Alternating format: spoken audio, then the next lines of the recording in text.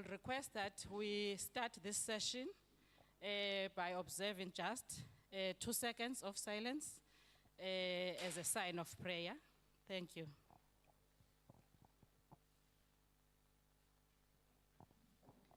Thank you so much. If I may just start by introducing the team from education. We have our DDG, who's on my immediate left, DDG Rachel Kati.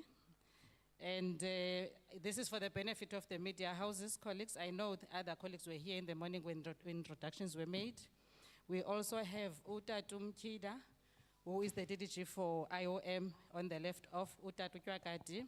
I will ask the guests to introduce themselves because I was not here when they were introduced.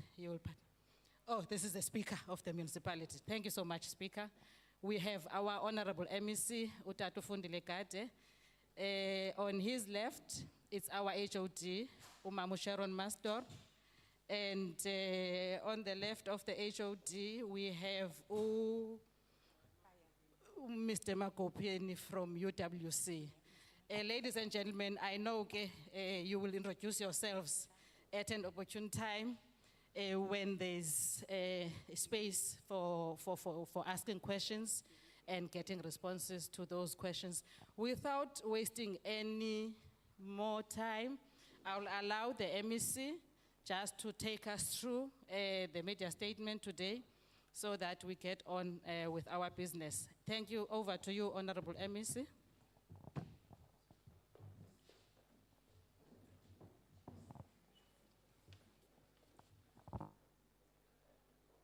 No, thanks.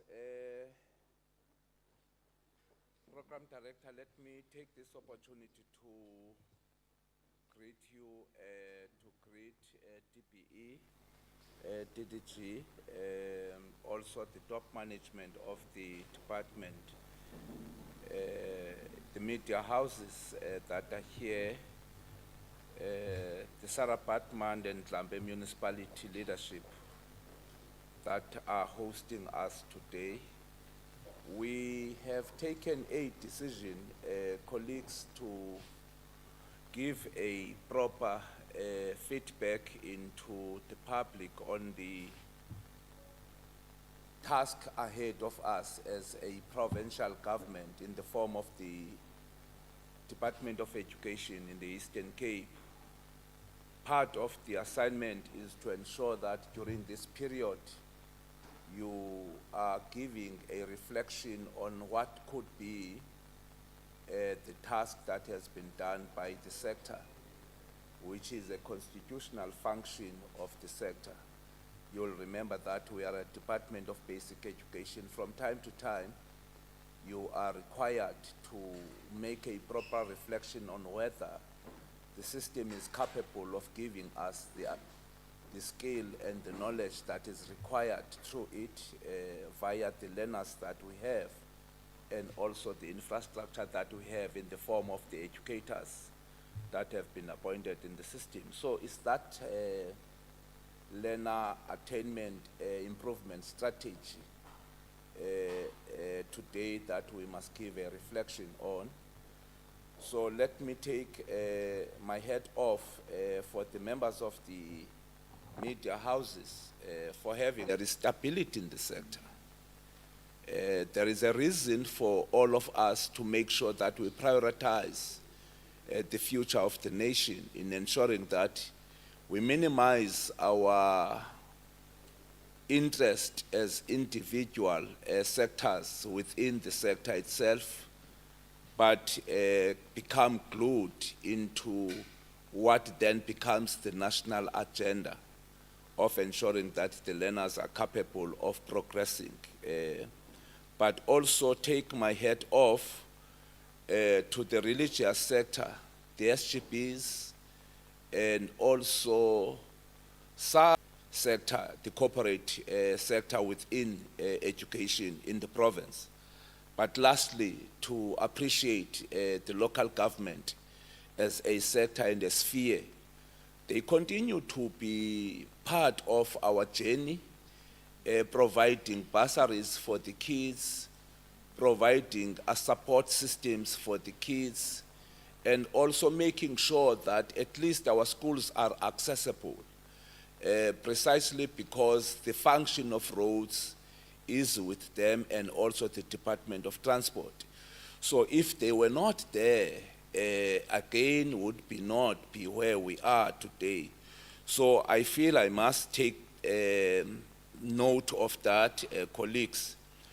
But however, we are gathered here today in this fashion of marking the last mile of our preparations for the 2024 National Senior Certificate Examinations.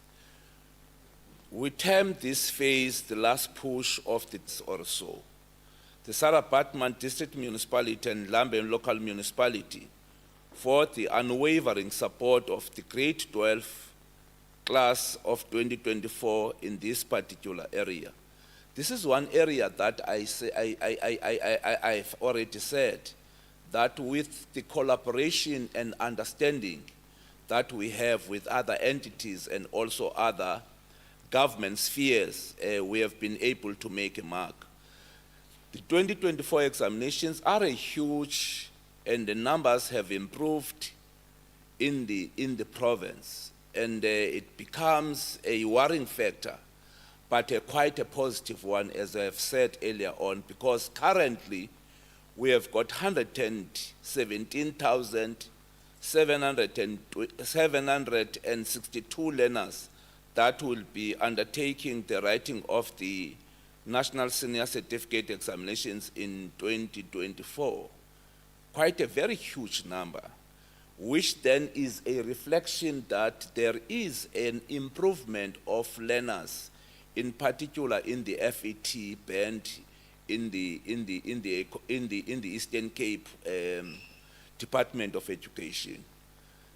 Of course, you can attribute that to a number of facets of interventions that have been done, either via corporate governance, either via the local municipalities that I've talked about, and also the dedication and commitment of the sector, and also the educators that we have, the breed of the educators that we have in the province.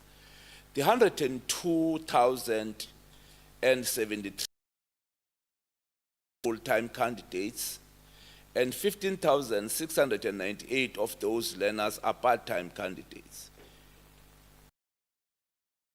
So it shows that the system is maturing, but equally is becoming more attractive to various areas of focus.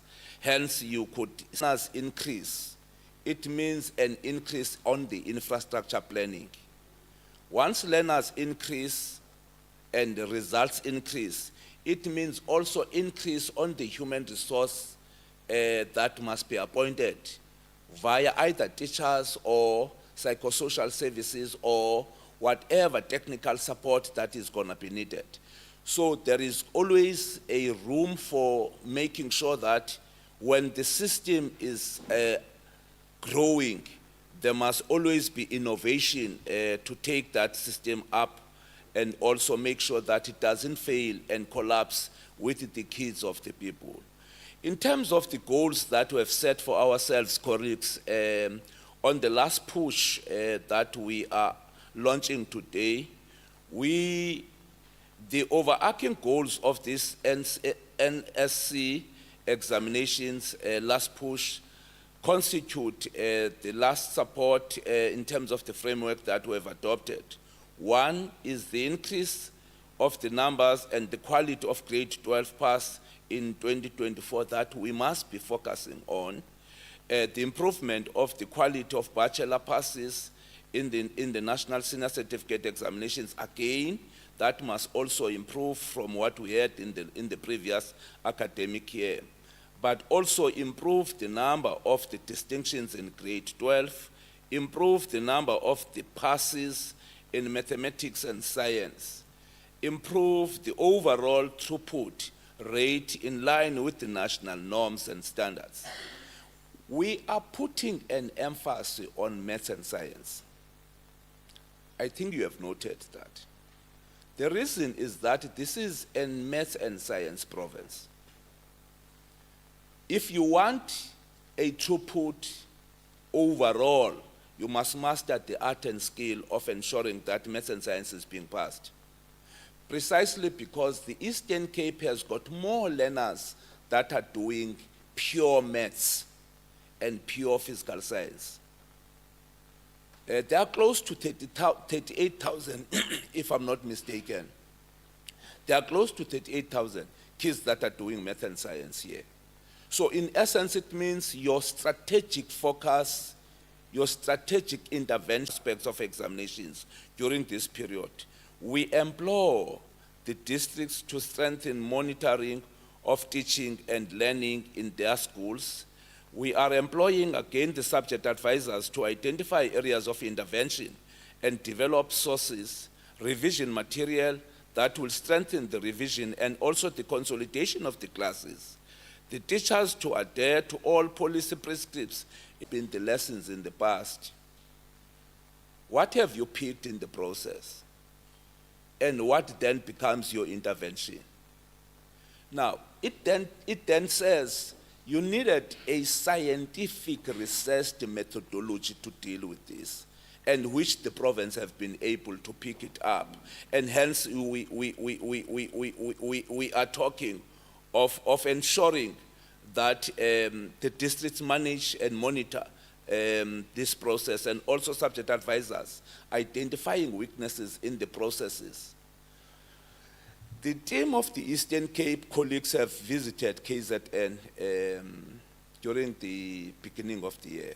The reason DDG TPE was to look at the commonalities between Eastern Cape and KZN, but equally look why Eastern Cape and KZN consistently have improvements of results.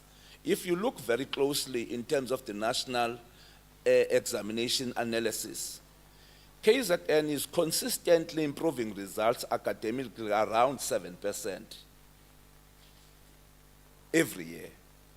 Eastern Cape is improving results around 5 to 5.5 almost every academic year. So there are similarities. But we then said, fine, look at what is best that they are doing differently from what we are doing.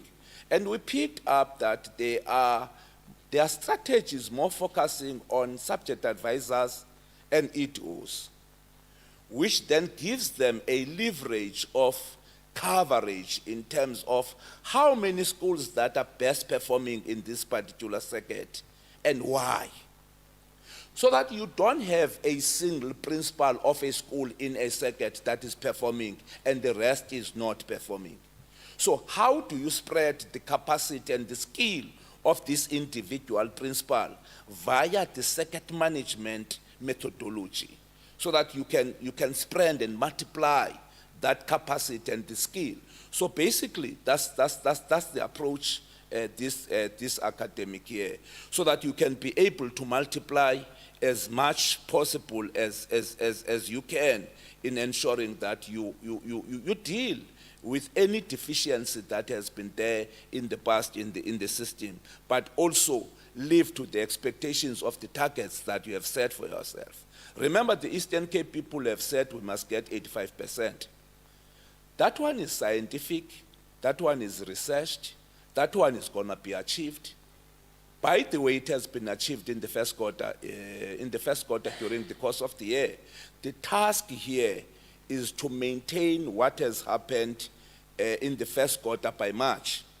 It's not just about getting that 85%. 85% we a long time got it in the first quarter. So how do you maintain the momentum?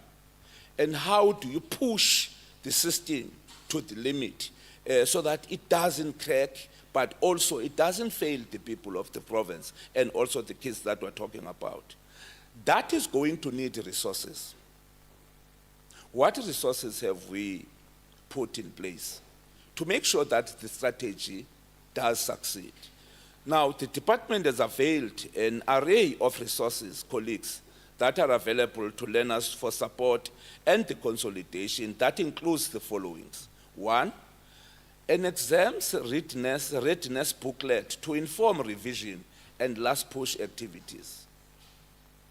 Abantwana funeka bayazi ba intoni elindelekileyo kwi-examinations, both in terms of content and also in terms of psychosocial readiness. Ubu-ready bomntana ekokufunda amemorize what is written on the book. Emotionally, are they ready? Have you been able to eliminate social ills that could disrupt them in the process of writing examinations? So that's what basically we're talking about here. Hence we're saying, bring that readiness booklet so that they can be able to make sure that both in terms of content and also in terms of form, these kids are ready. Target the static guides in high enrollment subjects dealing with the challenges of the topics. Our teachers have been able to identify what are these topics that consistently are becoming a problem in the country. And how do you use the privilege that you have as a province of having the best teachers in the country? The mathematics best teachers are here in the province for the country. The science teachers are here, the best ones in the province. So how do you have a leverage on that? And how do you utilize the targeted high enrollment subjects? Because beyond the quality of the results, you need to make sure that kids get through the process. But of course, your eyes not being taken out of the results that are expected. The past question papers that must be made available, downloaded by the department through its own website, make it available to all kids in the province, make it available to all kids in the districts, make it available to them such that they can even utilize it post the academic period within the timetables that they have. So that right through the period, you are able to ensure that you minimize disruptions to those kids. From a government's point of view, again, utilize the broadcasting studios that we have just launched now. Take all those good, expert, senior teachers in the province to broadcasting studios, so for the benefit of all learners in the system. If, for example, I'm a good maths teacher, I must then be converted into a provincial teacher, not a school-based teacher. So that all those kids that are doing the same subject that I'm teaching, they are able to benefit out of the expertise that I have. So that's the strategy. Hence, we launched the broadcasting studios at that particular time. So for the benefit of the entire ecosystem of learning that we have. But also the broadcasting lessons via Umhlobo Wenene. The memorandum of understanding that we have with the Umhlobo Wenene Radio FM.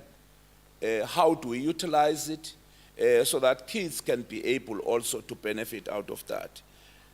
In terms of the readiness, colleagues, because we must also put logistics in place so that we can be able to make sure that we don't fail those kids. I am happy to announce that we are ready for the 2024 examinations in all respects, colleagues. As you may all recall, we are responsible for the examinations of all grade 1 to grade 12 learners in the province. And that includes public schools, approved independent schools, as well as approved designated examination centers for learners in improving their results.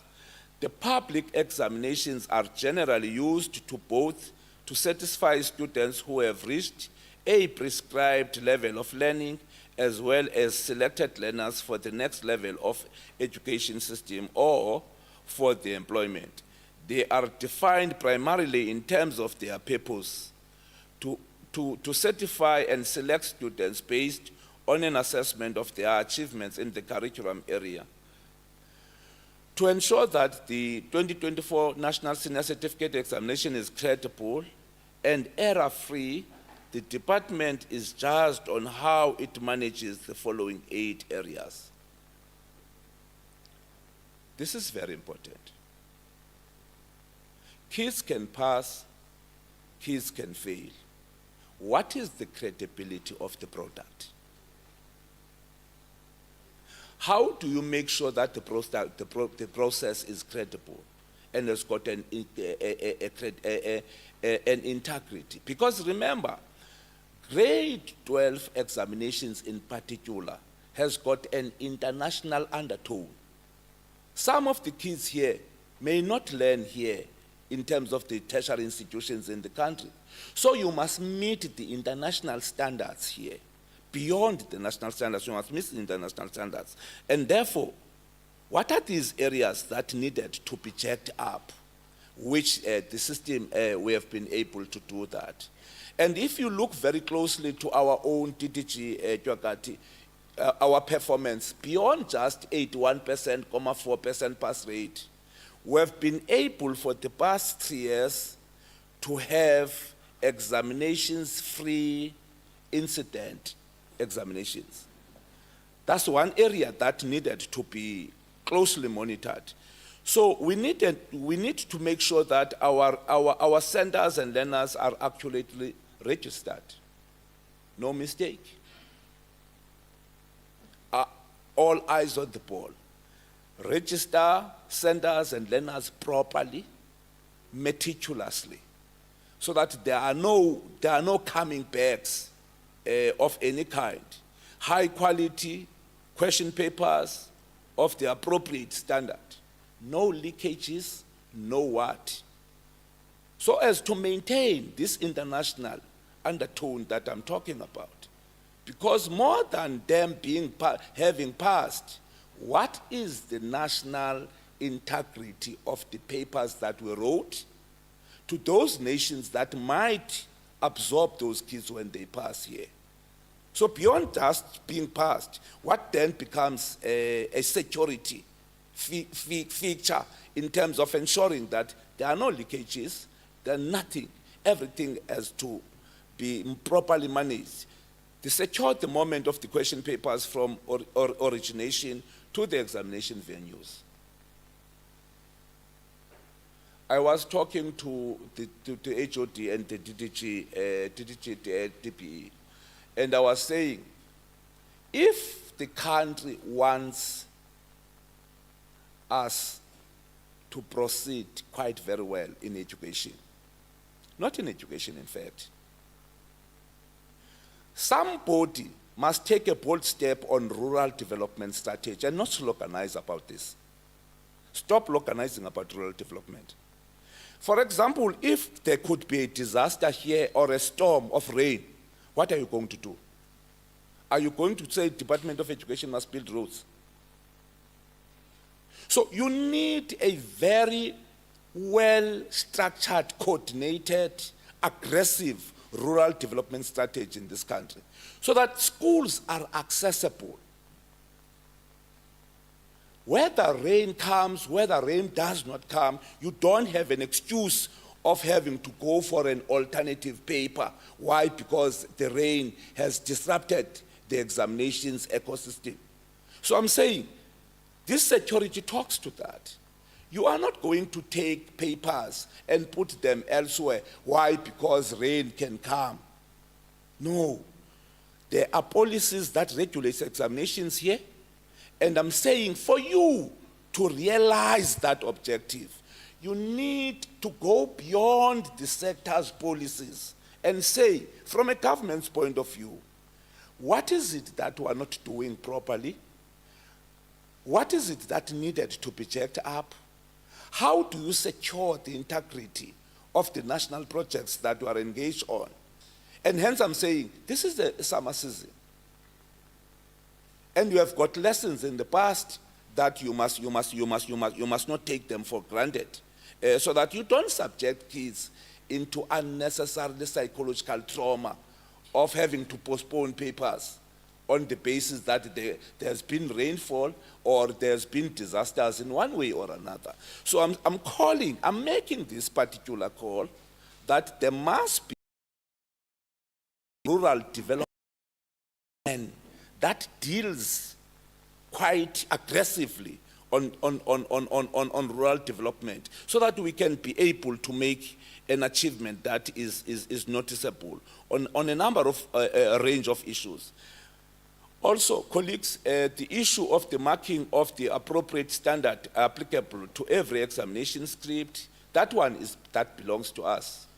We've got credible markers, credible educators that understands the language that must be used, that understands what must be done, the accuracy of resulting, the detection of management of irregularities.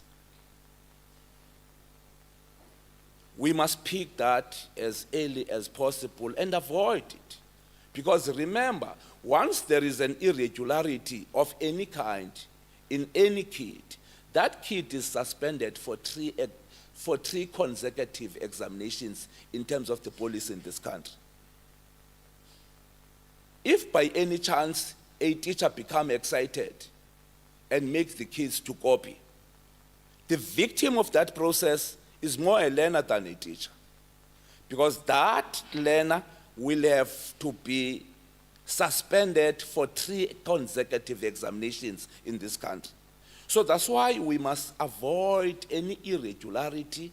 We must avoid any irregularity that could cost dearly those kids. That the issue of the certificates on time, to deal with the issue of emotions the parents have, to deal with the issue of the kids psychological and emotional wise. Hence, I'm saying to you earlier on, this is a very sensitive period. If we don't psychologically deal with the state of readiness of the kids, they usually take their lives. They usually take their lives once they are not sure of what is going to happen to them. So you must be very sensitive. So it's not just about writing examinations, it's about making sure that these kids are sustained moving forward, and nothing that must psychologically disrupt them in the process. So hence I'm saying, for us, it's more than just writing an examination and get a pass. The scope and scale of the assessment in the province, colleagues, as we are closing, the department is fully ready to conduct, administer all forms of assessment. We are legally required to undertake the followings: public examinations for the National Senior Certificate qualifications, grade 11 provincial examinations are currently going to be underway. Grade 9 GEC pilot for 203 schools is underway. AET examinations on behalf of DET is currently underway. Grade 3 pilot assessment on the provincial ready strategy for 202 primary schools at 11,200 learners in Sarah Batman is currently underway. The key timelines that we must all observe. We're working within a regulated environment here. We're working within a regulated environment here. The key timelines that must be observed by everyone here. The period starting from the 18th of October to 16th of January is set aside for several critical public examinations activities, as namely as the following. 1, the writing of the National Senior Certificate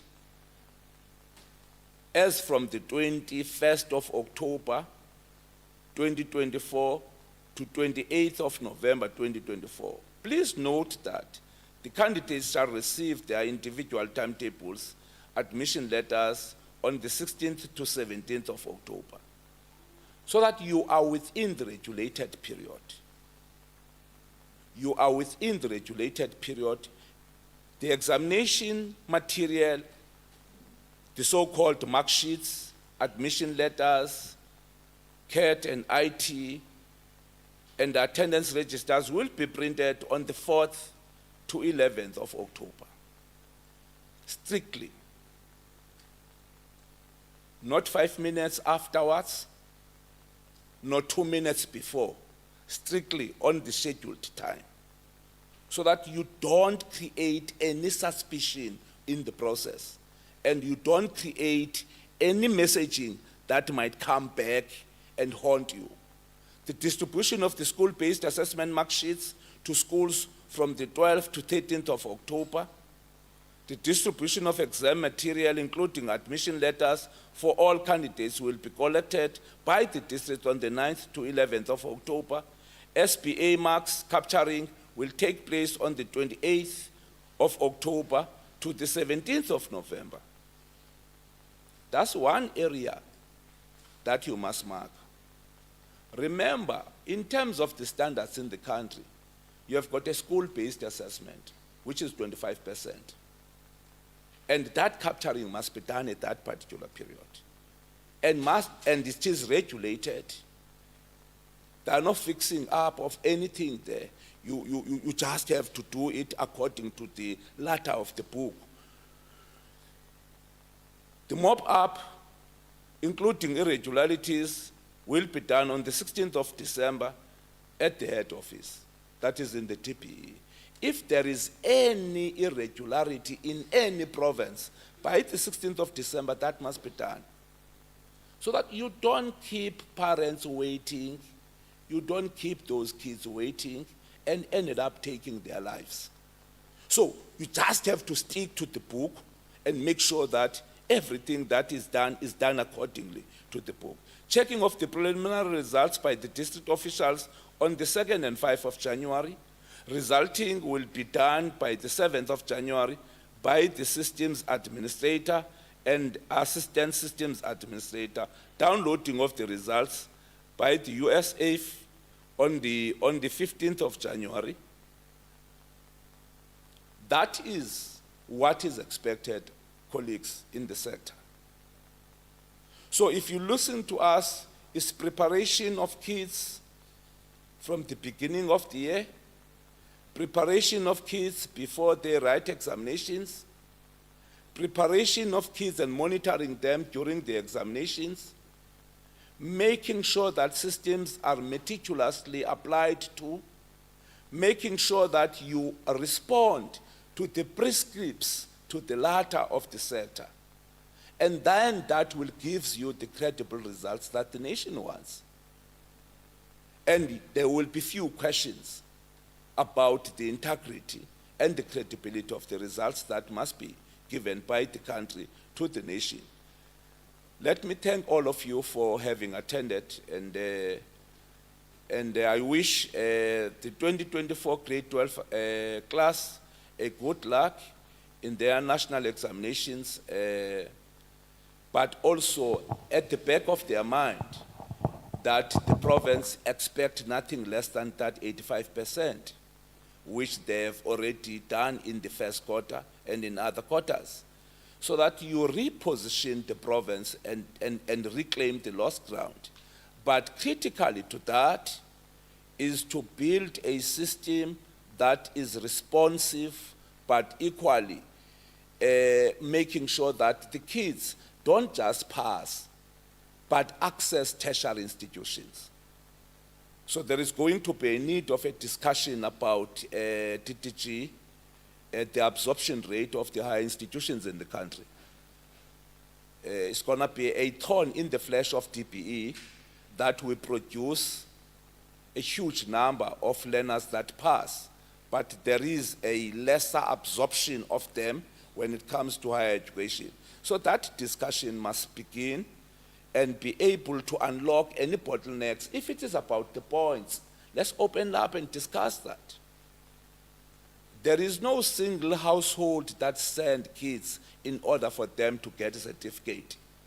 The reason households are sending kids to schools is for those households to have their lives changed. So if then this issue of numbers came and also is quantified in terms of the socio-economic conditions of those households, is responding to that question, then the system is capable of building a learned nation, and a system is capable of rejuvenating, rebuilding the economy that we have, because the skills are produced here. This is a skills center. So when you talk about skills in the country, you are talking of basic education. So that's why I'm then saying we just have to make sure that we are meticulous in that particular plan. Thank you, DDG, and thank you, HOD, and thank you, the program director.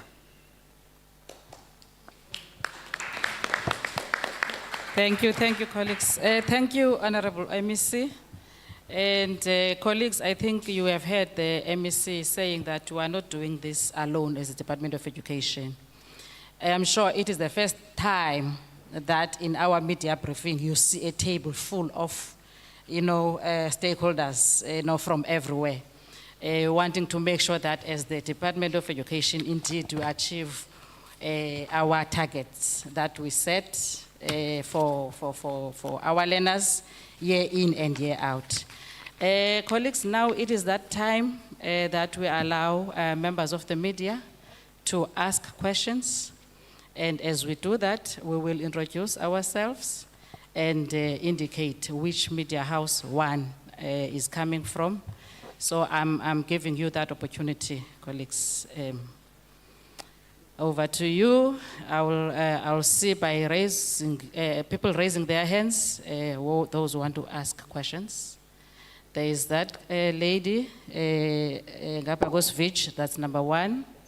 Any other hand, colleagues? Any other hand? Going once, twice, thrice, we close it. Okay, please shoot your question.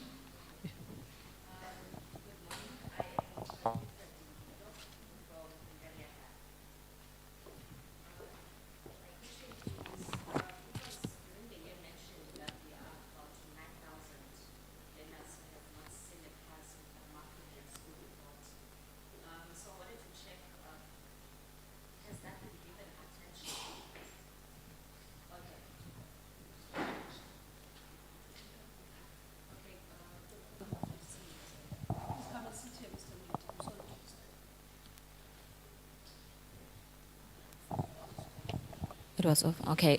Good morning. I am Kwaita Tinginto from Kumkani FM. My question is, it was mentioned during the year that there are about 9,000 learners who have not seen a pass mark in their school report. So I wanted to find out if that has been given attention, because I don't want to assume that we have a system where we move forward with others leaving the struggling behind. Also, MEC, I need a clarity on this. I came across information that there are schools who are consistently getting 100% pass mark or pass rate, simply because when each and every year, when they look at the number of learners who have enrolled, and then they see that there's a certain portion or a percentage of learners who may jeopardize the 100% pass mark rate, then those who are struggling, who are not ready, who may jeopardize the pass rate, they won't write the final examination. Is there such thing? Is it irregular even? I need you to clarify that for me and also for the benefit of the public. Lastly, the new Minister of Higher Education suggested that the results needs to be issued earlier, so that NSFAS won't have to deal with the challenges and stuff like that. So this may probably be answered by the National Department, or it's a decision by the National Department, but I wanted to check if you've had information about that or if you welcome that suggestion. Thank you.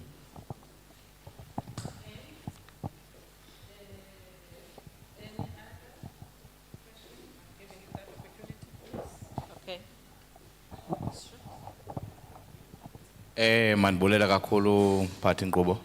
Loyiso Makupola from Kulega FM by PCM Mondi. MEC, thanks for the time, opportunity to portray.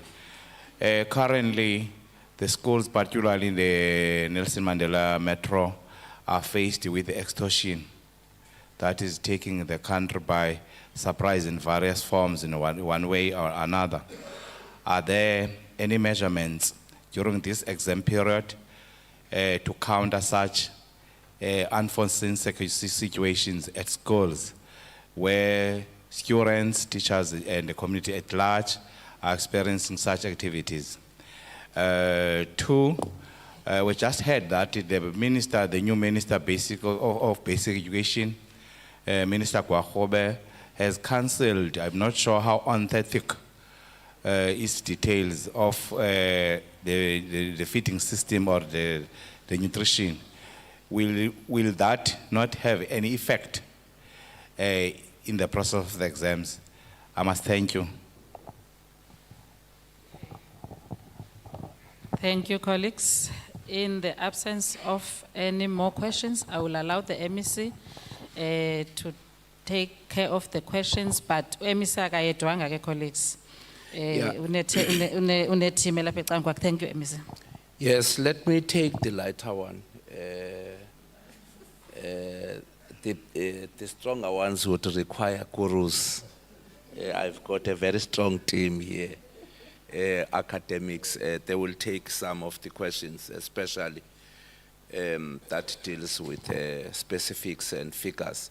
Look, in terms of the progressed learners that you are talking about, it's a policy in education that kids, when they have not made it twice in a phase, they must be allowed to another phase.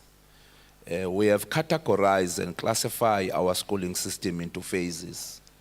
The foundation phase, the intersec, which includes primary schooling, and also the FET phase. So the policy dictates that at least umntana afleka angahlali iminyaka emithathu and beyond in a phase ngenxa yoferish. Funeka mosi phase yethu ne grades ezintathu. So funeka ahlale la manyaka emithathu kuba epasa kwezi grades, then buya ferisha then ahlala unyaka wesine, which means within the policy. But once aphinda ferishe, it means ngokungena kunyaka wesihlanu within a phase, not progressing. So that's the background of that policy on the progression of learners.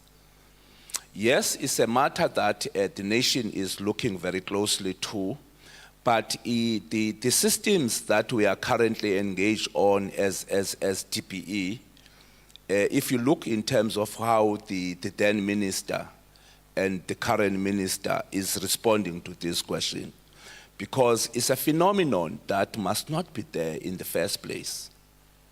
Because once it becomes huge, it is a threat in terms of the throughput that you are getting out. Hence, you are talking about 9,000 plus of kids from grade 1 to grade 12 that could not, that are a product of progression. How do you deal with that? One, you need to take a special focus on the GETC band. That's why the minister reintroduces the GETC certificate in grade 9. Because between grade 1 and grade 12, there's been no barometer of measurement up until the minister then reintroduced the assessment tool in grade 9, so that you reduce the number of kids that could be progressively moving forward without the required norms and standards that could be there. But again, colleagues, in terms of the announcement of the results, remember, DPE has got a national calendar. It's a duty of the minister to make a pronouncement on a calendar of schools in the country. From the first day up to the last day, in a 3 consecutive period. For example, we have just adopted now the calendar from 2024 to 2026 in the country. So any plans that DPE is making must be within that framework of that 3-year planning from a calendar point of view. The reason the minister was raising this issue of bringing earlier on the announcement of the results was precisely because if you look very closely between January and March, that's a very sensitive period for admission and entry of the first entries in universities. But that could only be determined by whether the system has been able to appreciate that from the beginning of the academic year. So it's very difficult for you to either bring in earlier or to bring it a bit later when there is an adopted already calendar of the country at that particular time. So that's why we agreed that we will retain what it is now for the announcement in January, because you are not going to be able to tamper with the current setup. Because remember, you need to be meticulous on the examination and marking process, qualifying that, and there are bodies, your malusi, that must quantify the credibility of the results, wait for contestations if there are, and clarify them as well. So I'm saying it's a matter that we are looking very closely into, but requires an adjustment from a policy point of view of the entire ecosystem of the schooling that you need in the country. Lastly, for me, on the school nutrition program, there's been a discussion and a debate nationally that you need a different methodology on the school nutrition program. The reason for that argument and discussion is that you are worthing 13 billion value as Department of Education in the school nutrition program. In essence, what does it mean? It means Department of Higher Education is richer than the country on retail shops. Zonke ezi shops zithengisa ukutya, they worth 12 billion per annum.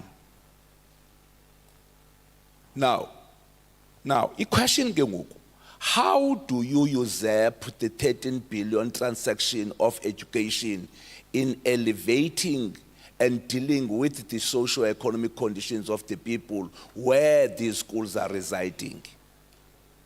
Are you just going to feed kids and allow them to go after school to the families where there is going not to be food? That was the question. Whilst you have got a 13 billion transaction in the same sector. Now, that's why then the minister then took a decision and presented in the CEM to say, let's have a different methodology where we are going to centralize the school nutrition program, buy into the food suppliers, the food manufacturers, the ones that ShopRite, Pick and Pay, Spar, Boxer buy food from. We don't buy food from them. We must buy from the manufacturers themselves. So that you have got an upscale of the value and also create job opportunities for the nation using that transaction. So that was the discussion. But of course, with all the challenges that it has, change of government and change of the policies here and there, then that has been stopped. But it doesn't change the necessity to relook into the current formula that we're using. And therefore, if we say, for example, thina pha Eastern Cape, sinike imali izikolo sihambe siyozithengela ukutya, it reduces accountability to us. Comfortable thina elanto. But ingxaki yalanto, mna xa ndiyovula izikolo ndifike ngekho pha uPick and Pay, lo uthathe i1 million rand esisikolo sakho. Ufuna kum inkomo yovula isikolo, wawugqiba unika uPick and Pay i1 million rand, for example. So there is no social responsibility on the corporate retail that are getting that transaction back to the communities that they got that money. So how do you discipline them? How do you discipline them? Because it's by act, it's social relief, it's social responsibility of the corporate to the communities that they serve. So how do you draw their attention to that act? And how do you make sure that you don't have a transaction of government that does not talk to the economic development? Ekupheleni kosuku kufuneka abantwana babantu bephangele. And bazaphangela njani ngeplani ihulumende asebenzisa imali yakhe right ngayo.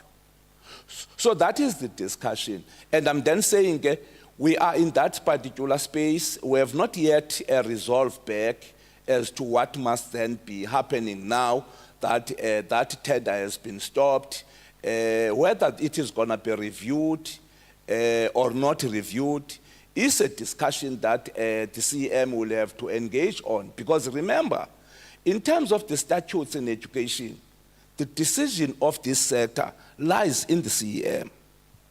It's a collective type, this one. It's a collective type. You don't take a decision as an individual. You must subject your views into that statutory body, which is the CEM. And therefore, the CEM will have to ventilate what must be done.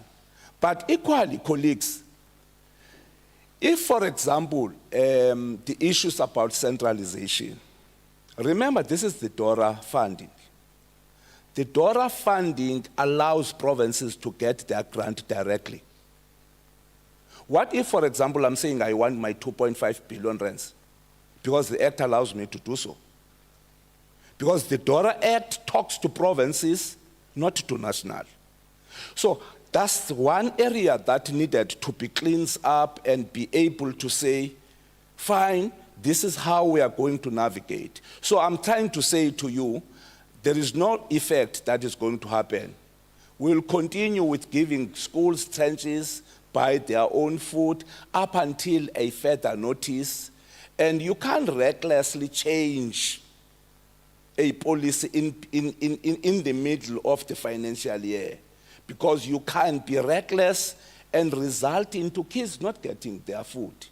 So if there is change, it will be